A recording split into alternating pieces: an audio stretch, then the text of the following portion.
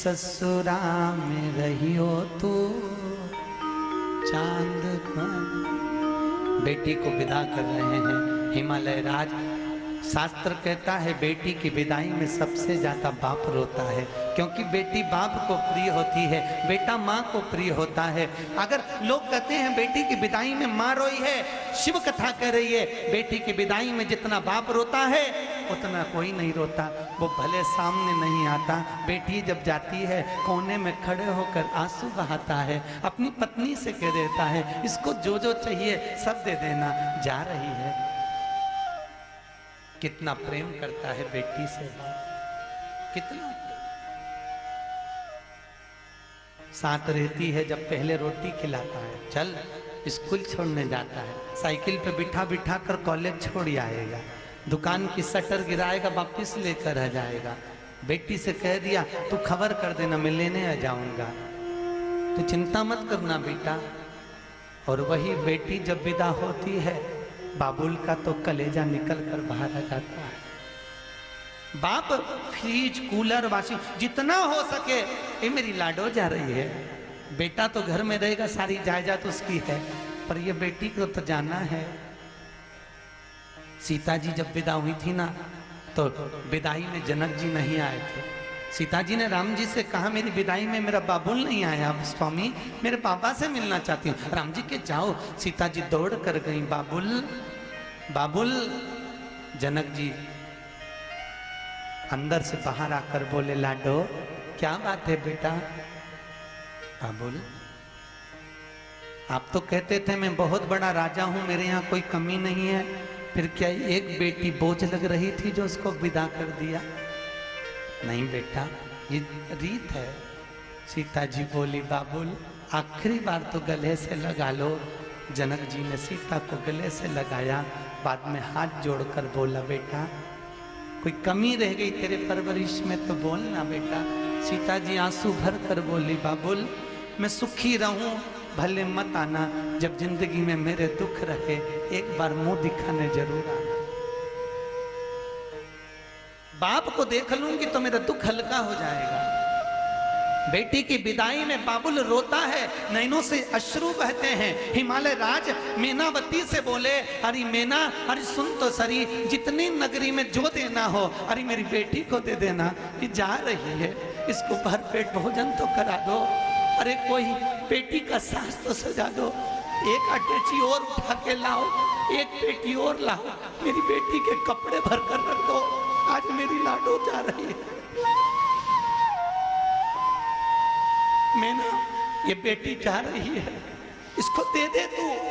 अरे मैना हिमालय राज कह रहे मेरी नगरी में कोई कमी नहीं है, मेरी बेटी खाली ना जाए, सत्ताओं को भर कर दे दो, नौकर चाकर दे दो, राजसी ठाट दे दो। एक बाबुल रोता हुआ अपनी बेटी को विदा कर रहा। अरे कोई कमी मत रखो इसको।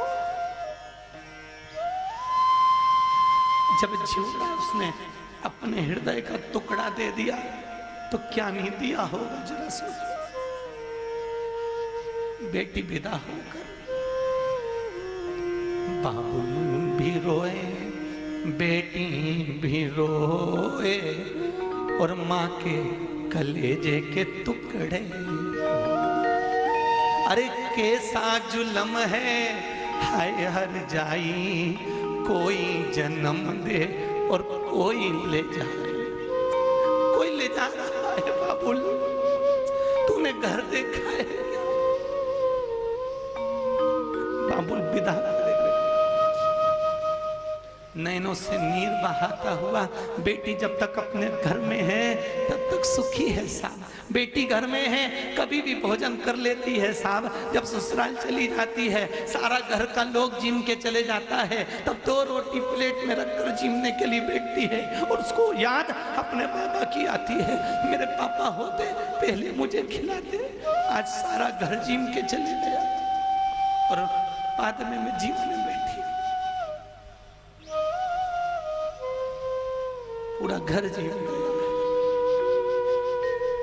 बेटी को कितनी भी गाली दे लो चल जाएगा, पर उसके बाप का नाम लेकर गाली देते उसका जिबड़ा रोता है। ऐसी कौन बेटियां हैं जिनको रक्षाबंधन पर याद नहीं आती? बूढ़ी से बूढ़ी माँ भी अपनी बहू से कहती है एक लिफाफे में, एक पैकेट में तो राखी रखकर मेरे भाई को भेज दो। मेरा भाई राखी बंधवा लेगा, मैं जा नहीं सकती। माँ बाप जिंदा हैं तब तक बेटियां आती हैं, और जिस दिन माँ बाप चले जाते हैं तो बेटियां मायके आना भी बंद कर देती। बेटियां मायके भी नहीं आती।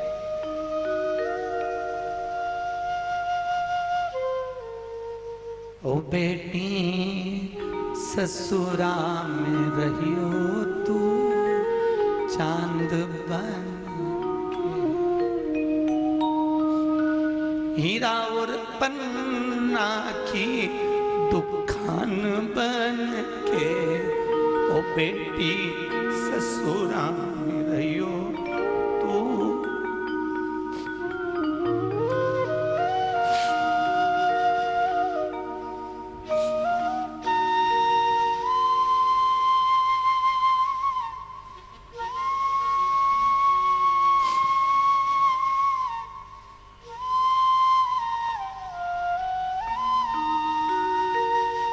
सबसे ज्यादा रोने वाला उसका बाप होता है। माँ तो लाड़ लड़ाती है, पर बाबुल तो कलेजा निकाल कर दे देता है। बेटी को देखकर बाप सुखी रहता है। जब भी घर में कोई त्योहार होता है, तीज त्योहार, घर का उद्यापन, घर में कोई फंक्शन, तो बाप सबसे पहले बेटी को बुलाना चाहता है। और घर के बेटे मुंह फुला लेते हैं। जब देखो जब जीजी को बुला लिया, हम नहीं है क्या घर में? जब देखो जब बहन को बुला लिया, क्या घर में तुम्हारी बहू नहीं है? अरे बेटी को क्यों बुलाना चाहता है? क्योंकि दिल की बात करना चाहता है बाबू, इसलिए बुला लेता है। बेटी को देने से, गौ माता को देने से, संत ब्राह्मण को देने से घटता नहीं है साहब, वो तो बढ़ता ही बढ़ता है।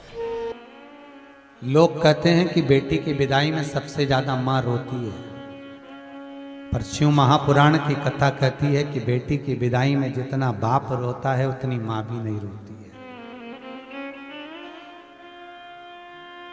बेटा मां को प्रिय होता है और बेटी बाप को प्रिय होती है।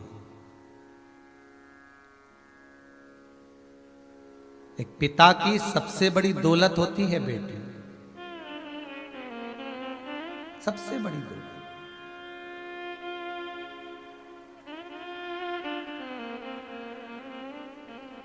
बेटी बाप की एक जायदाद है। लोग भले कहते हैं कि बेटी की विदाई में मां रोती है, पर शिव महापुराण कहती है कि जब पार्वती जी विदा हुई थी तो हिमालय राज पत्थर भी रो दिया था। हिमालय राज, मेरी बेटी है।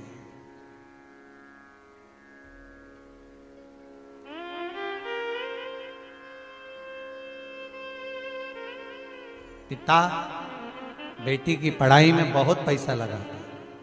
पिता बेटी की, घर के लोग कहते हैं इतना मत पढ़ाइए, दूसरे कॉलेज में पढ़ने मत भेजो, इतने बाहर दूसरी जगह पर बच्चों को पढ़ने मत भेजो, कब लड़कियां गलत संगत में पड़ जाएगी मालूम नहीं पड़ेगा। ये पिता से कहा जाता है, मां से नहीं, बाप से बोला जाता है। हर जगह पर मत भेजो पढ़ने।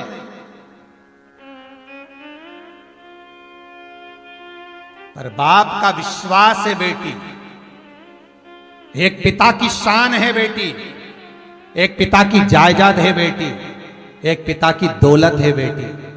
बेटी पर विश्वास कर कर बाप कहता है लाडो तू पढ़ने जा रही है, मैं तुझे इंदौर भेज रहा हूं, मैं तुझे पूना भेज रहा हूं, मैं तुझे मुंबई, मैं तुझे भोपाल, मैं तुझे कहां पढ़ने भेज रहा हूं, मैं तुझे भेज रहा हूं पापा, पर फीस बहुत ज्यादा है।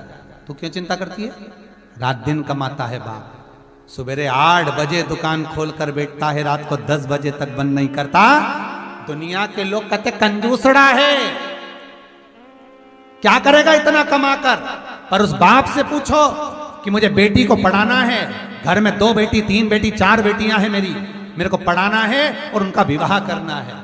11 बजे तक आता है, भूखा रह जाता है बाप, पर बेटी को पढ़ाता है, अच्छे कॉलेज अच्छा स्कूल तक पहुंचाता है। बेटी अच्छी जगह पहुंच जाती है, पर बाप से बेटी का विश्वास, पिता का जो विश्वास है बेटी, पिता बेटी से कुछ नहीं चाहता, बस इतना चाहता है कि एक बार मेरे हाथों से कन्यादान जरूर करवा लेना। उसने अपनी सारी दौलत लगा दी, जायदाद लगा दी, संपदा लगा दी, उसने अपना पूरा वैभव लगा दिया, अपना जवानी उस बाप ने बेटी के पढ़ाई में लगा दी, बर्बाद कर दिया, समय अपना कमा कमा कर बेटी की पढ़ाई में लगा दी। बस एक बाप की दिली इच्छा होती है कि वो बेटी का कन्यादान करे, और बेटी से निवेदन है तो अपने पिता के विश्वास को तोड़ना मती।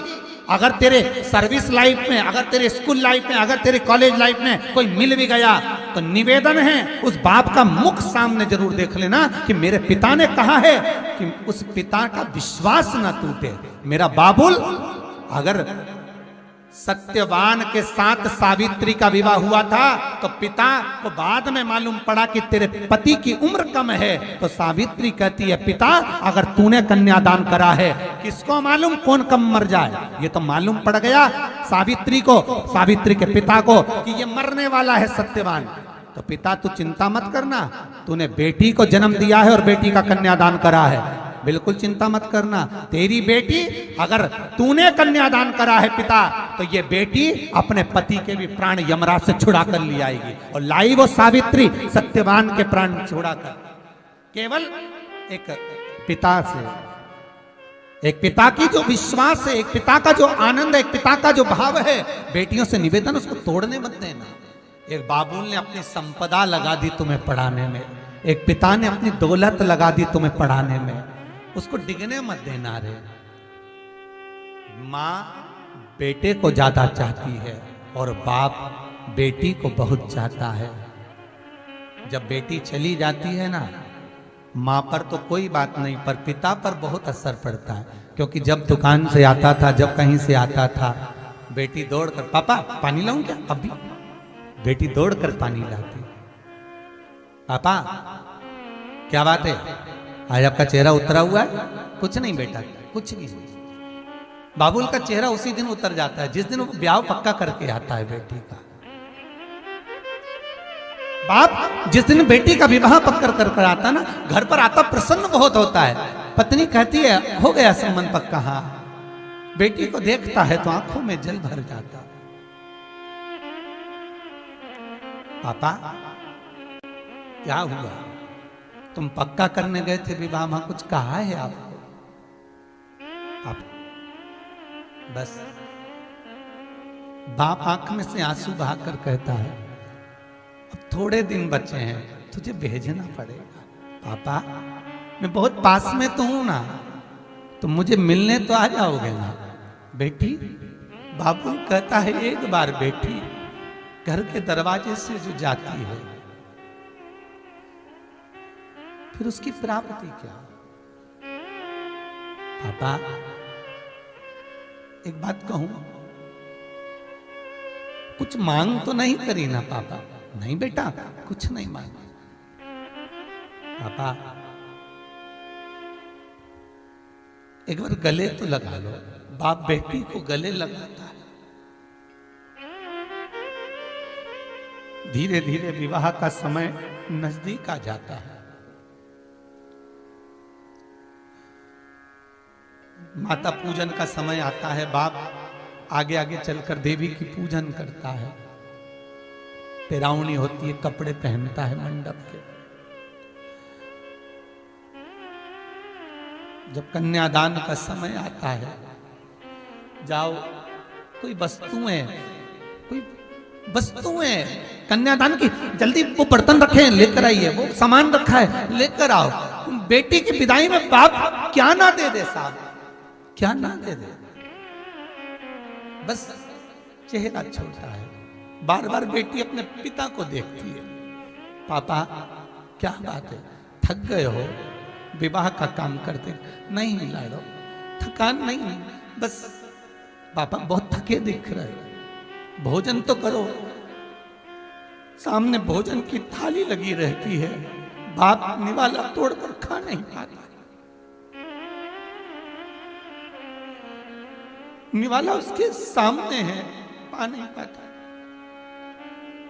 पापा ले तो थोड़ा सा भोजन, लाडो नहीं बनता।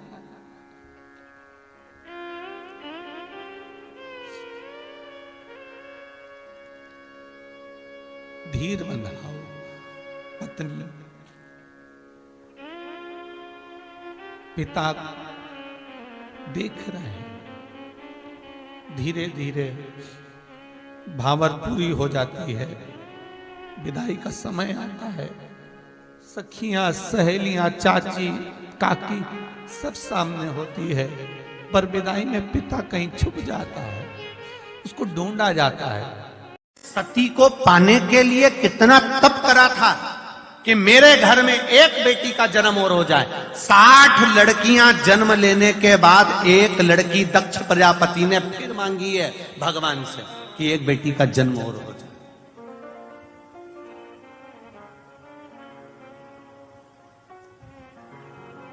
बेटा भाग्य से होता है, बेटी को सौभाग्य से प्राप्त होती है। भाग्य का भी 100 गुना करना पड़ता है, तब जाकर बेटी का जन्म होता है अपने घर में। 2 मित्र मिले,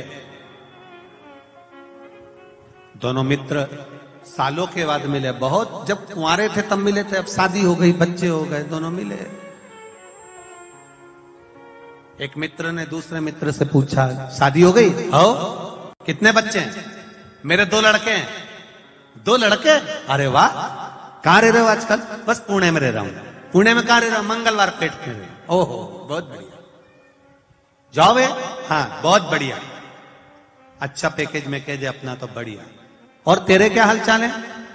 मैं तो यहीं गांव में रह रहा हूं। अच्छा, शादी हो गई? हो, कितने बच्चे? मेरी 2 लड़की है। लड़की? 2? हाँ, 2 लड़की। अच्छा। मित्र बोला, अच्छा हुआ भगवान ने मुझे 2 लड़के दिए। लड़की का कितना ध्यान रखना पड़ता है, कहां जा रही, क्या कर रही, पढ़ाई कर रही, नहीं कर रही, स्कूल जाओ, छोड़ने जाओ, कॉलेज जाओ, ये करो वो करो, लड़की का कितना ध्यान रखना पड़ता है। अच्छा हुआ भगवान ने मुझे 2 लड़के दिए, लड़की नहीं दी।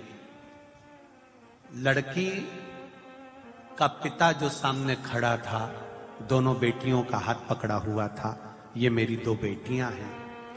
आंख से आंसू नीचे गिरा तो बड़ी लड़की ने अपने पापा के आंख के आंसू को देख लिया।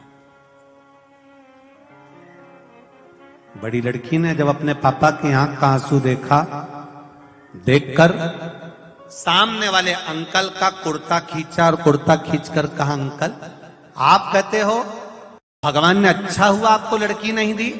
अंकल मैं कहती हूं भगवान हमेशा लड़की भाग्यशाली को देता है, खोलने को नहीं देता।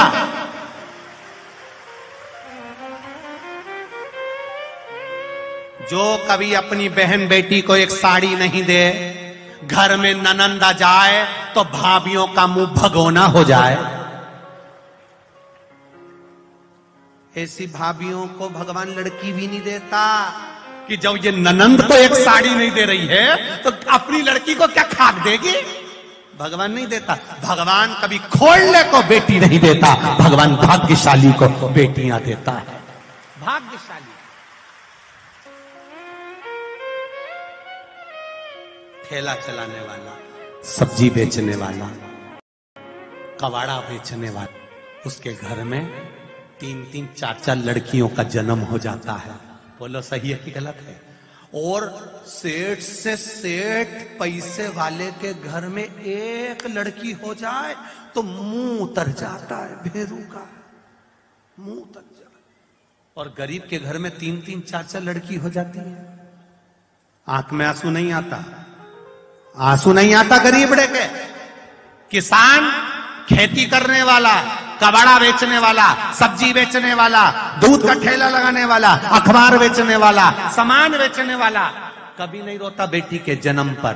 बेटी के जन्म पर हमेशा पैसे वाला ही रोता है, क्या होगा क्या होगा क्या होगा, सोच सोच के मरे जाता है क्या होगा। और उसके घर में 3-3 4-4 लड़कियों ने जन्म ले लिया, नहीं रोता, क्योंकि उसको मालूम है उस महादेव ने दिया है तो संभालेगा भी वही और ब्याह भी वही करेगा, उसको टेंशन नहीं है।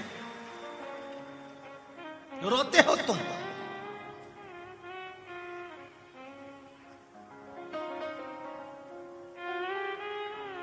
पूरे मराठवाड़ा में, पूरे महाराष्ट्र में, पूरे महाराष्ट्र में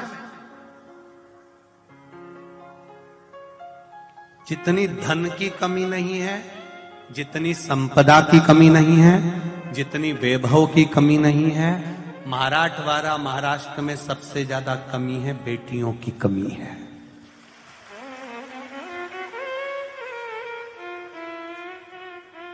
सबको छोरा चाहिए, छोरा।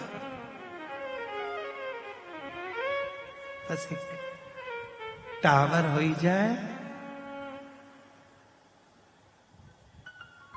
क्या बोलते, ढीकरा नहीं, महाराष्ट्र में क्या बोलते, मुलगा।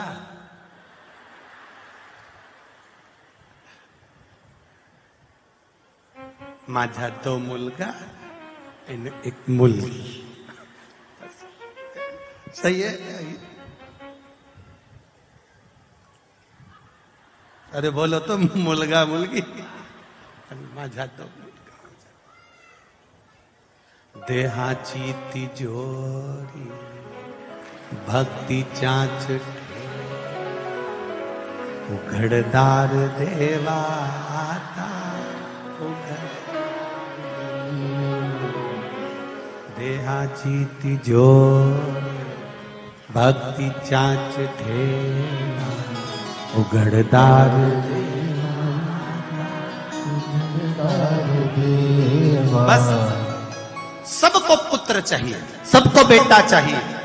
भगवान से प्रार्थना करना, जैसे दक्ष प्रजापति ने कहा मेरे घर में एक बेटी हो जाए। क्यों? बेटी होगी तो वो मुझे कभी दुखी नहीं देख सकती। बेटी अपने माँ बाप को कभी दुखी नहीं देख सकती, वो बेटियां हो। बेटा पास में रहेगा, बाजू वाले कमरे में रहेगा, तो भी आके नहीं पूछेगा कि मम्मी तुम्हारा सिर दुख रहा है क्या। और बेटी दूर होकर भी फोन लगाकर पूछ लेगी, मम्मी पापा का ब्लड प्रेशर ठीक है, शुगर ठीक है, दवाई दे देना, थोड़ा ध्यान रख लेना। वो बेटी हो, दूर से पूछ रही है।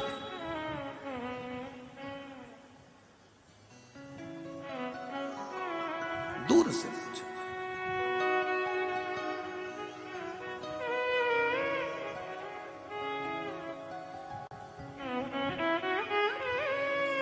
बस बेटियों से एक निवेदन है मेरा, पूरे भारत की बेटियों से, पूरे विश्व की बेटियों से एक निवेदन हर कथा में रहता है, आज फिर कहता हूं। तुम्हारे पिता ने तुमको कपड़े पहनने से मना नहीं करा, कैसे वस्त्र पहन रहे हो कभी पिता नहीं कहता। पढ़ाने से मना नहीं करा कि तुम्हें कहां तक पढ़ना है, दूसरे गांव भेजने से मना नहीं करा। तुम्हारे पिता ने सबसे विवाद मोड़ लिया, तुम्हें अच्छा कॉलेज दिलवाया, पढ़वाया। बस बेटियों से निवेदन है, जब पिता ने तुम्हारे लिए बहुत त्याग करा है तो पिता को कन्यादान का मौका जरूर देना। कन्यादान का मौका अपने पिता को जरूर देना।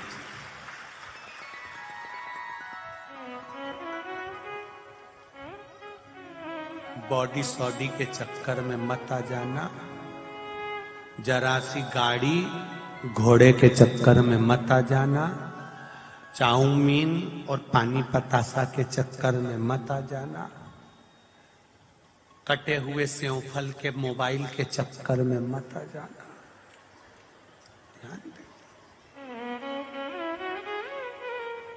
मौका दो, कहीं पर भी रहो, किसी से भी मित्रता रहे, पर जब शादी का समय आ जाए तो कह दो सामने वाले से, मेरे माता पिता जहां कहेंगे शादी वहां करूंगी, कन्यादान का मौका मैं अपने बाप को, अपने पिता को, अपनी मां को दूंगी। अपने माता पिता से छल नहीं कर सकती, अपने माता पिता से बेईमानी नहीं कर सकती। सती मैया का विवाह शिव जी के साथ हुआ।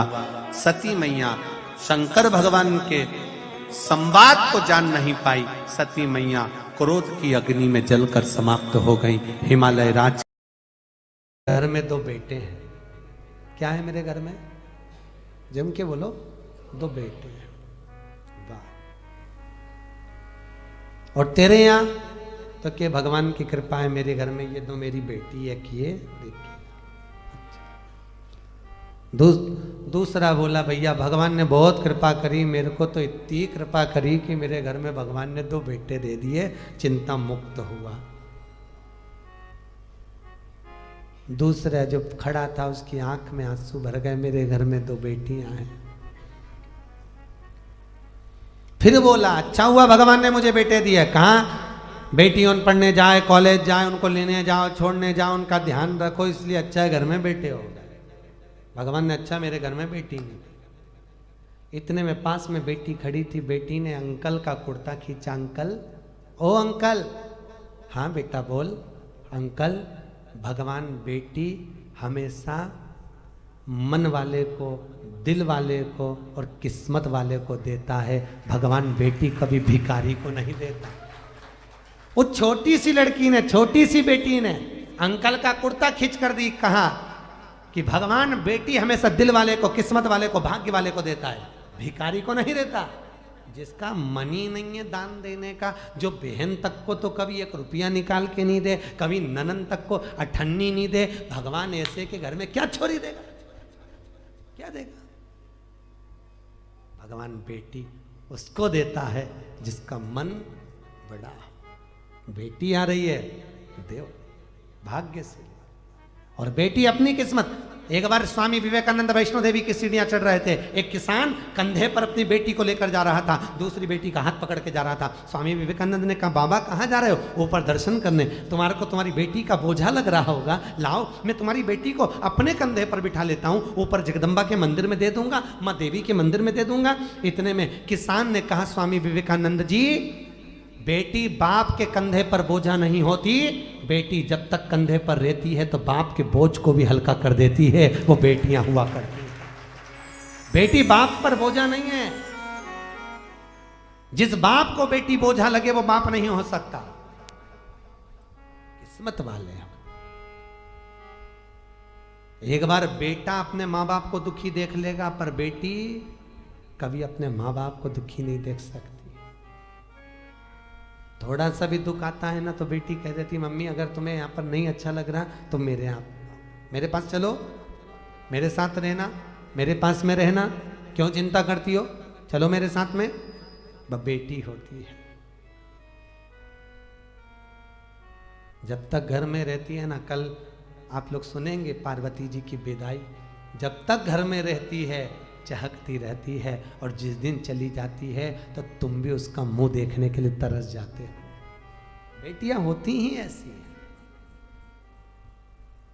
बेटी का जीवन होता ही ऐसा है। मायके में रहती है तो जब तक कुंवारी रहती है पिताजी के साथ में बैठकर भोजन करती है। बाप के लिए आगे आगे बढ़कर पिताजी थक के आए, चाय ला कर दे देगी, जूस बना कर दे देगी, दूध ला कर दे देगी। पापा से पूछ लेगी, पापा कुछ थके हुए लग रहे हो, बहुत काम रहता है, मत करा करो इतना। क्यों करते हो पापा? टाइम नहीं मिलता, थोड़ा सा तो घर में रहा करो। बेटी एक ऐसी होती है जो बाप से आगे रहकर पूछ कर उनकी सेवा कर देती है। और एक बहू होती है, घर में रहती जरूर है पर पति के लिए सब कुछ कर सकती है। पर जब ससुर थका मांदा आएगा, पानी भी लाएगी तो टाइम देख कर लाएगी, चाय भी बनाएगी टाइम देख कर बनाएगी, और विचार करेगी कि सास बना दे तो सबसे अच्छा। परंतु एक बेटी होती है जो समय पर पिताजी को दवाई लेना है। और आज भी बेटी की भले शादी हो जाए पर बार बार फोन लगा कर बोलती है, पापा शुगर बढ़ जाएगी, दवाई ले लेना, वो डॉक्टर बहुत अच्छा आया है उससे ले लेना, वो महाराज आए हैं उनसे मिल लेना। बेटी एक ऐसी होती है जो बाप के लिए तत्पर रहती है। बाप के लिए तत्व। और पर गांव में जब बेटियां ब्याहती हैं, बहुत दूर गांव अगर बेटी को ब्याह दिया, बहुत दूर भेज दिया, तो बेटी भी तरस जाती है अपने माँ बाप से मिलने के लिए, परिवार से मिलने के लिए। और ऐसी कोई माँ नहीं जिसको मायके की याद नहीं आती हो। बूढ़ी से बूढ़ी को भी राखी पर, त्योहार पर, ऋषि पंचमी पर अपने मायके की याद आ जाती है, तो वो भी कह देती है तुम सब मायके चली जाओगी, घर में कोई तो रहे, एक काम करो, पाकिट में 4 राखी रख दो, थोड़ी सी कंकु चावल रख दो, मेरे वीरा के लिए, मेरे भाई के लिए भेज दो। भले मैं नहीं जा सकती पर राखी रख के भेज देती। और एक माँ होती है कि बेटी के घर में कोई ना जाए ना, और पूछ लेती है पड़ोसी से, ऐ संक्रांति का त्योहार है, पंचमी का त्योहार है, सावन आ रहा है, तू जा रहा है क्या उस गांव तक? हाँ जा रहा हूँ। क्यों, क्या बात है? मेरी बेटी के थोड़ा सामान दे देना। तुरंत रात को बेसन सेक के लड्डू बना लिए, डब्बा में रख दिए, एक साड़ी रख दी, 2 बिछुड़ी रख दी, चूड़ी रख दी, और बेटी को जो अच्छा लगता हो, अगर हैदराबाद के बिस्कुट, मिक्सचर, सेव जो अच्छा लगे वो बांध कर पैकेट में रख दिया और झोला बांध कर दे दिया, ये मेरी बेटी को दे देना। कहना बहुत याद आती है लाडो, कभी तो आ जाया कर। बेटी को आवाज लगाकर बाप, पड़ोसी काका जब आवाज लगाता लाडो, ओ लाडो, बेटी दौड़ कर आती है, मेरे पास वाले अंकल आए हैं। क्या बात है अंकल? ये तेरी माँ ने भेजा है बेटा, तेरे पापा ने ला कर दिया था, ले। बेटी अंदर ले जाती है, डब्बा खोल कर बेसन का लड्डू जब देखती है तो बेटी की आंख में भी आंसू भर आते हैं। माँ सब भूल जाते हैं पर तू नहीं भूल पाती है। बाहर निकल कर आकर कहती है अंकल मेरे पापा कैसे हैं? पापा की पूछी, माँ की नहीं। क्यों? क्योंकि बेटा माँ को प्रिय होता है और बेटी बाप को प्रिय होती है। बेटी बाप को स्नेह इतना करती है, आते से पूछती है मेरे पापा कैसे हैं अंकल, और कैसे हैं, उनको कोई दुख तो नहीं है? बोलना, बहुत दिन हो जाते हैं, इतनी दूर गांव पढ़ना आया अंकल, इतनी दूर क्यों पढ़ना दिया?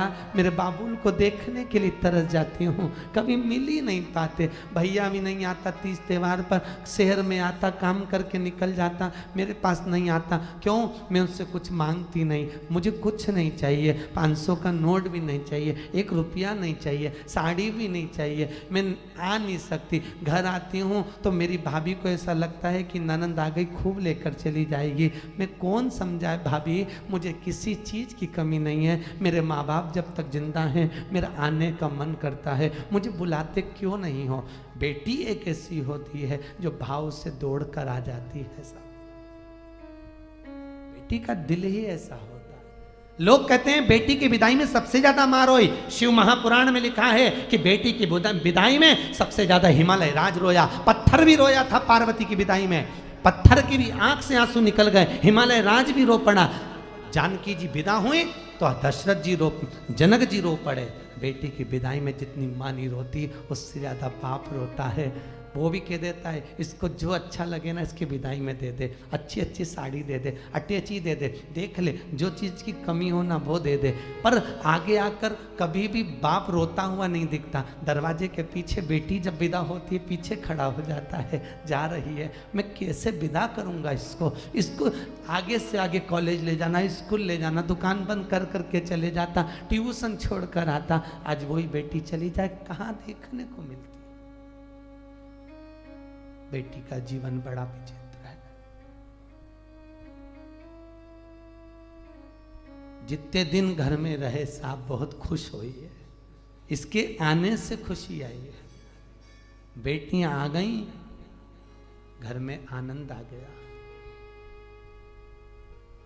ननंद और बेटियां नहीं आए तो शादी का आनंद भी नहीं आता। इनके आने से कुछ नहीं दे पर आ जाए। क्या मांग रही हैं तुमसे? नहीं तो एक जायदाद के हिस्सेदार ये भी है, जिस दिन खड़ी हो गई ना अदालत में पसीने छुड़वा देगी, पूरे फ्लैट का हिस्सा लेकर जाएगी। कम नहीं, बेटियां होती ही ऐसी। क्या मांगा तक्ष प्रजापति? हे जगदम्बा, हे जगत जननी, हे अम्बा, हे भवानी, मेरे घर में बेटी हो जाए। जगदम्बा खुद बोली, दुर्गा खुद बोली तुम्हारे घर में पहले से तो इतनी बेटियां, इतनी बेटी का करोगे क्या? जगदम्बा ने जब बोला, दक्ष प्रजापति कहते हैं जितने बेटों से सुख नहीं है साहब, बेटी का मुख देखकर सुख मिल जाता है, इसलिए मुझे बेटियां चाहिए। मेरे घर में ए जगजननी तुम प्रकट हो जाओ, ये मेरे घर में तुम आ जाओ। दक्ष प्रजापति ने जब कहा माँ तुम मेरे घर में आ जाओ, तुम मेरी बेटी बन जाओ, मेरी बेटी अगर घर में होगी तो मुझे सुख मिलेगा, मुझे आनंद मिलेगा। बेटी को कितना भी दुख होता है ना तो भी बाबुल से कहती नहीं है पापा मेरे को दुख है। हमेशा जब भी आएगी प्रसन्न दिखेगी, घर में कितना भी दुख रहे तो भी आनंद में। बेटा कैसी है? पापा अच्छी हूँ। बाबुल अच्छी हूँ मैं, कोई तकलीफ नहीं बाबा ठीक हूँ मैं। अकेले में रो लेगी पर कह नहीं पाएगी।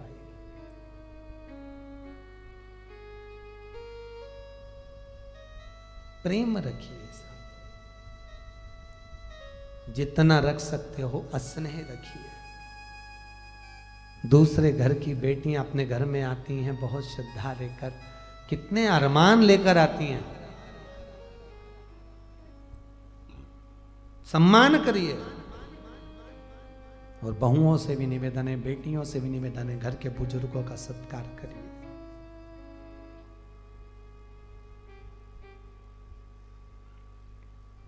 धन से नमन मत करो। माता पिता का, सास ससुर का पैसा नहीं चाहिए। पैसा अगर मिल भी गया, हिस्सा जायदाद का मिल भी गया तो चोर चुरा कर ले जाएंगे, वापिस रोड पर आ जाओगे। टैक्स का छापा पड़ गया, सब चले गया, कुछ नहीं बचा। माता पिता का जायदाद हिस्सा नहीं चाहिए। माता पिता की सेवा कर लो, उनका आशीर्वाद चाहिए।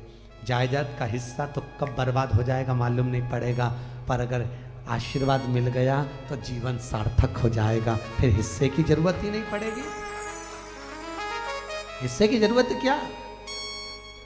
नानी भाई का मायरा सुना है आप लोगों ने? बोलो तो, सुना है? नरसिंह मेहता जी की दादी जी मरी थी, आपको मालूम है? क्या नाम था उनका? अरे जल्दी बोलो, आप ही तो बोले नानी भाई का मायरा सुना है।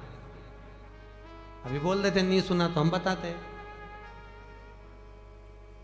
नानी भाई के मायरे में है ना नरसिंह मेहता जी की दादी जय कुंवर बाई, नानी भाई की परदादी जय कुंवर बाई जब मरी तो जेठानी और देवरानी, नरसिंह मेहता की पत्नी और नरसिंह मेहता की भाभी, दोनों रोई। भाभी सबसे ज्यादा रोई, गले लिपट लिपट के रोई। किससे? दादी सास से। इतना घूंघट डाल के रोई, चिपक चिपक के रोई, चिल्ला चिल्ला के रोई, डिजाइन में रोई, खूब अच्छी रोई। और थोड़ी देर रोई, उसके बाद में देवरानी से बोली तू रोले में पानी पी के आई। अब तू रोले तो पानी पी के आती। देवरानी जब रोने बैठी तब देवरानी को लगा, नरसिंह मेहता की पत्नी को लगा कि जेठानी जो इतना ताना देती थी, इतनी गाली देती थी, वो इतना क्यों रो रही है। जब देवरानी रोने बैठी तब मालूम पड़ा कि इतनी चिपक के क्यों रो रही थी। सास के कान में सोने की मुर्गी थी, उसको दांत से कतर रही थी। उस सोने की मुर्गी को निकाल रही। मायरे में, नानी भाई के मायरे में सुना होगा आपने, सोने की मुर्गी निकाल ले गई, मटका में डाल दिया और देवरानी रो रही। जेठानी के पास में पूरा घर, जमीन, जायदाद, संपदा सब कुछ था, पर नरसिंह मेहता के पास कुछ नहीं था। कथा में सुना होगा, कुछ भी नहीं। उसके बाद भी 4 मंजिला मकान मिल गया, खूब रात से ठाठ हो गया। तो जेठानी ने गालियां दी किसको? जो बूढ़ी अम्मा मर गई जय कुंवर बाई, उसको, कि चुपचाप से दे गई होगी। चुपचाप से कुछ नहीं दिया, बस दादी ने अगर दिया तो आशीर्वाद दिया। वो आशीर्वाद इतना फल गया कि जीवन सार्थक बना दिया। वो आशीर्वाद इतना फला। धन नहीं चाहिए, संपदा नहीं चाहिए, दौलत नहीं चाहिए। भगवान के मंदिर में जाओ तो रोज रोज कुछ मांगना नहीं, भगवान से निवेदन करना। अधिक मास चल रहा है, अधिक मास की कथा पढ़ोगी तो उसमें लिखा है, लिखा है, क्या लिखा है कि द्रौपदी जब ब्राह्मण की बेटी थी, बहुत छोटी थी, संत लोग आए, इसके पिताजी शांत हो गए। जब संत आए, संतों की इतनी सेवा करी, संतों ने कहा मांग बेटा तुझे क्या चाहिए। तो द्रौपदी ने क्या कहा था? मुझे सुंदर पति मिले, ज्ञानवान पति मिले, वीर पति मिले, अच्छा पति मिले, ऐसा पति मिले, वैसा पति मिले। द्रौपदी ने बस पति मिले, पति मिले, पति मिले 5 बार कह दिया था। तो संतों ने कहा जितनी बार तू बोली उतना ही मिले। ये अधिक मास की कथा में है। पढ़ा कि नहीं पढ़ा? अधिक मास की कथा में लिखा है, पोथी में। आप किताब पढ़ेंगे अधिक मास की तो पोथी में लिखा है, जितना बोल रही है उतना पति मिलेगा, उतना प्राप्त हो। रोज रोज भगवान के मंदिर में जाकर भी नहीं मांगना, सोच कर मांगिए क्या मांग रहे हो। सुनो तो अपने आप को गौरव महसूस करना कि मैंने कोई पुण्य अच्छा करा था। और एक, आपके घर में अगर बेटी जन्म ले ले, आपके घर में अगर बेटी का जन्म हो जाए, तो अपने आप को गौरव महसूस करना कि सारे तीर्थ मेरे घर में जन्म ले लिए। सारे तीर्थ बेटी के पिता को, बेटी की माता को कभी किसी तीर्थ में जाने की जरूरत नहीं होती। अगर बेटी घर में जन्म ली है तो सारे तीर्थ उसके घर में आते हैं। बेटी के माता पिता को कभी तीर्थ जाने की जरूरत नहीं पड़ती। बेटी के माता पिता, जिस बेटी ने तुम्हारे घर में जन्म लिया है, बस बेटियों से एक बात कहना चाहूंगा, माता पिता के घर में बेटी जन्म लेती है तो माता पिता को तीर्थ जाने की जरूरत नहीं पड़ती। सारे तीर्थ बेटी का जहां जन्म होता है वहां आ जाते हैं। बस बेटी से एक निवेदन है कि अपने माता पिता को कन्यादान का मौका जरूर देना, कहीं गलत जगह मत चली जाए। तुम्हारे जन्म से सारे तीर्थ बेटी के जन्म से आ जाते हैं। जिस दिन बेटी का जन्म होता है उस दिन घर में सारे तीर्थ आकर विराजमान हो जाते हैं। उस माता को धन्यवाद, उस पिता को धन्यवाद जिसके घर में बेटी का जन्म होता है। और आपको भी एक निवेदन करूंगा, बेटी का बाप जब बेटी को पाल पोस कर बड़ा कर ले और उसकी शादी करे, तब आप जब भोजन करने उसके घर में जाएं, शादी में जाएं, अपने आप को याद करना, 10 रुपए का पानी पतासा खाते हो, पानी पूरी खाते हो, खुद के पैसे की खाते हो तो प्लेट का पानी तक पी जाते हो। याद रखना, 10 रुपए की मूंगफली खरीद कर खाते हो तो एक एक मूंगफली का छिलका तक हिलाकर देख लेते हो, क्योंकि 10 रुपए खर्च हुए हैं। जिस बाप की बेटी की शादी हो और उसके यहाँ खाना खाने जाओ तो प्लेट में खाना छोड़ने से पहले सोचना कि उस बाप ने कैसे कमाया हो। अपने 10 रुपए खर्च हुए, एक आइसक्रीम ली और 10 रुपए खर्च हुए तो डंडी तक चाट चाट कर फेंकते हो, क्योंकि अपने 10 रुपए हैं। और भरी की भरी भोजन की थाली तुम जब शादी में फेंकते हो तो उस बाप को याद करना कि उसने कैसे कमाया होगा, उसने किस तरह से कमाया होगा।